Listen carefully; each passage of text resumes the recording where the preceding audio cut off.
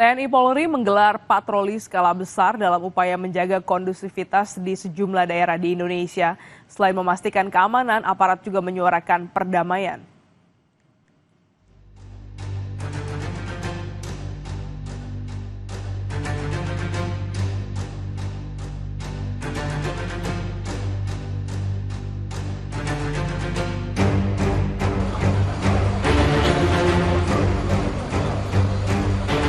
Pasca gelombang unjuk rasa di sejumlah daerah di Indonesia, Polda Metro Jaya menggelar patroli skala besar menciptakan situasi aman di wilayah hukum Polda Metro Jaya. Patroli dilakukan di kawasan yang rawan penumpukan massa. Untuk giat patroli skala besar malam ini maupun hari-hari sebelumnya, kita laksanakan dalam rangka pemulihan wilayah rawan penumpukan massa. Jadi sasarannya adalah yaitu daerah rawan premanisme, kemudian sentra ekonomi, kemudian juga mako-mako yang terdampak pada saat kerusuhan anarkis. Lanjut juga daerah-daerah yang mungkin nanti akan kita sisir ataupun kita datangi kalau memang butuh pembubaran massa yang menumpuk akan kita bubarkan juga. Kemudian juga kekuatan personil pada malam hari ini berjumlah 147. Terdiri dari Satgas Polda Metro Jaya, dari kriminal khusus, kriminal umum, dari Samapta maupun Pamopit, ditambah dengan dari Pemprov DKI. Untuk patroli skala besar dilaksanakan dalam rangka menciptakan rasa aman di masyarakat. Jadi dengan adanya kita berpatroli, diharapkan masyarakat merasa nyaman, merasa aman, karena kita sudah berpatroli di wilayah-wilayah rawan. Demikian. Terima kasih. Patroli serupa juga digelar di sejumlah daerah. Di Makassar, Sulawesi Selatan, TNI Polri bersama tokoh masyarakat dan agama menyisir pusat pertokoan dan keramaian untuk menjaga keamanan. Patroli dimulai dari Mako Polsek Wajo hingga jalan-jalan protokol. Kami melaksanakan patroli skala besar yang dihadiri oleh seluruh stakeholder yang ada dari TNI, Koramil Wajo, dari Kecamatan Wajo, dari Polsek Wajo, dan seluruh lurah-lurah yang ada yang di Kecamatan Wajo. Ada 8 kelurahan dan juga dihadiri oleh tokoh masyarakat. Ada dari tokoh pemuda, tokoh wanita, tokoh agama ikut melaksanakan patroli skala besar untuk menunjukkan kepada masyarakat bahwa kami stakeholder yang ada di Kecamatan Wajo siap mengamankan Kecamatan Wajo secara khusus dan Polres Pelabuhan secara umum sehingga terjadi keamanan dan ketertiban yang kondusif. Di Bengkulu, aparat gabungan juga melakukan patroli untuk memastikan kota tetap kondusif pasca demo di DPRD. Sejumlah jalan utama, perkantoran, hingga area bandara menjadi titik pantau. Sementara itu, Penasehat Khusus Presiden Urusan Pertahanan Nasional, Dudung Abdurrahman, membantah ada rencana status darurat militer pasca demonstrasi Agustus lalu. Menurut Dudung, penetapan status darurat memiliki prosedur panjang dan belum tepat untuk diterapkan saat ini. Darurat militer saya sampai sekarang belum dengar. Ya tentunya apabila melaksanakan darurat militer itu tahapannya panjang ya. Menurut saya belum. Ya menurut saya masih jauh lah kalau misalnya darurat militer langsung diterapkan dan tidak serta-merta langsung seperti waktu di Aceh itu kan tahapannya ada tertib sipil dulu, kemudian darurat sipil, baru darurat militer. Ya ini menurut saya kalau misalnya langsung darurat militer juga pasti ada skala yang harus diprioritaskan.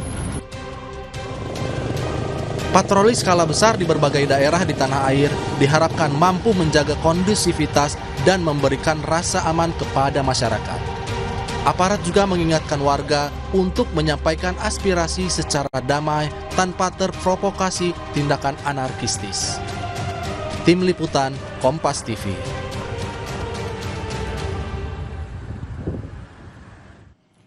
Mabes TNI membantah anggotanya terlibat dalam aksi massa pada akhir Agustus lalu. TNI juga menepis isu prajurit yang melakukan provokasi dalam demonstrasi anarkistis. Dalam konferensi pers yang digelar di Mabes TNI Cilangkap, Jakarta Timur, Kapuspen TNI Brigjen Marinir Freddy Ardiansyah menegaskan tidak ada anggota TNI yang ditangkap dalam aksi unjuk rasa di kawasan DPR dan Slipi. Namun Kapus Pen TNI membenarkan anggota BAIS TNI berada di kerumunan massa demo untuk menjalankan tugas memantau keamanan dan situasi. Kapus Pen TNI membantah narasi hoaks yang beredar di media sosial soal provokator demo. Baik, bismillahirrahmanirrahim. Assalamualaikum warahmatullahi wabarakatuh. Itu bekerja dengan tulus ikhlas, ya, membantu Polri untuk meredam berbagai aksi kerusuhan. Ya. Kemudian tidak ada upaya provokator di situ, ya, tidak ada. Jadi tugasnya murni tugas negara untuk memantau, karena pengumpulan data itu dibutuhkan oleh pimpinan, ya, untuk menentukan misalnya memperkuat di daerah A, memperkuat di daerah B. Bagaimana kalau kita tidak tahu situasi di situ? Ya.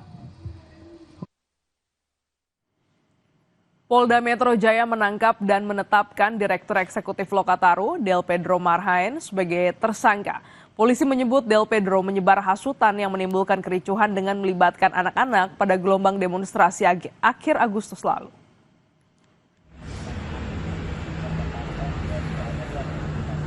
Usai menangkap dan menetapkan Del Pedro Marhain sebagai tersangka, polisi menggeledah kantor Lokataru Foundation. Dari hasil penggeledahan, polisi menyita sejumlah barang, diantaranya buku, spanduk, dan publikasi hasil penelitian. Kebetulan ada barang bukti yang diambil oleh pihak kepolisian, yaitu berupa pakaian dan juga 2 tablet, 2 unit laptop, beserta 1 unit monitor komputer dan juga keyboard dan mouse-nya. Barang seperti buku-buku, spanduk, serta juga mungkin dompet yang berisikan KTP, paspor, dan juga SIM. Sementara itu, Menteri Koordinator Bidang Hukum, HAM, Imigrasi, dan Pemasyarakatan Yusril Iza Mahendra menegaskan penangkapan Direktur Eksekutif Lokataru Foundation Del Pedro tidak melanggar HAM.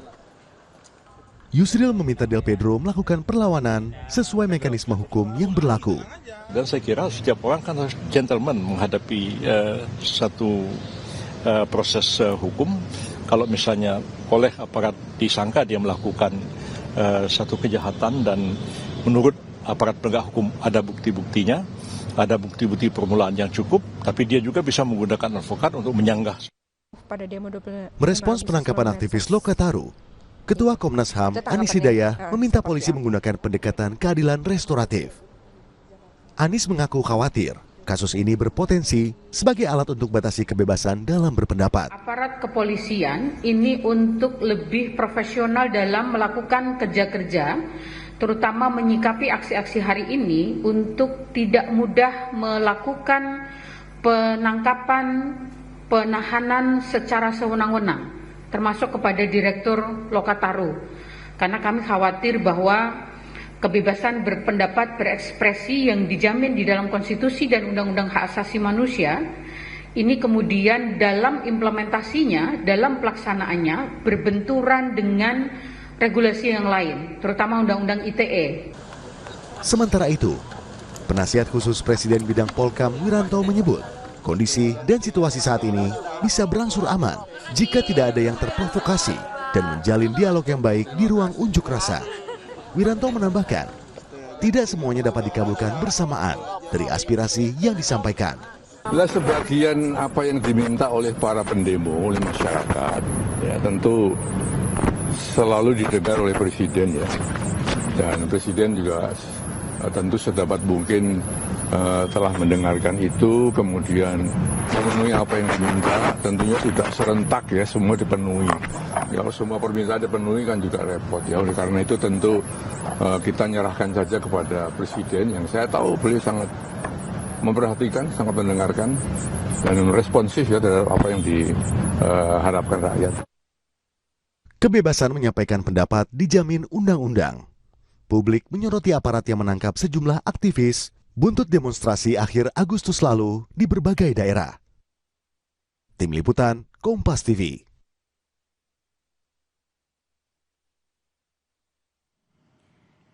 Usai jeda, Kompas Pagi akan kembali dengan informasi DPR jawab tuntutan rakyat 17+8, diantaranya komitmen menghapus anggaran tunjangan perumahan.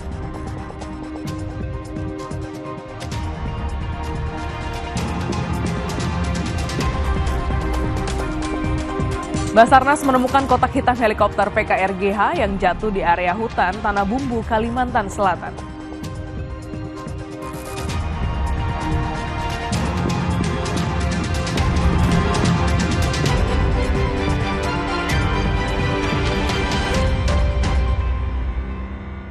Selamat pagi, Sahabat Indonesia Pagi kembali hadir mengisi ruang informasi Anda. Segarkan koleksi berita Anda.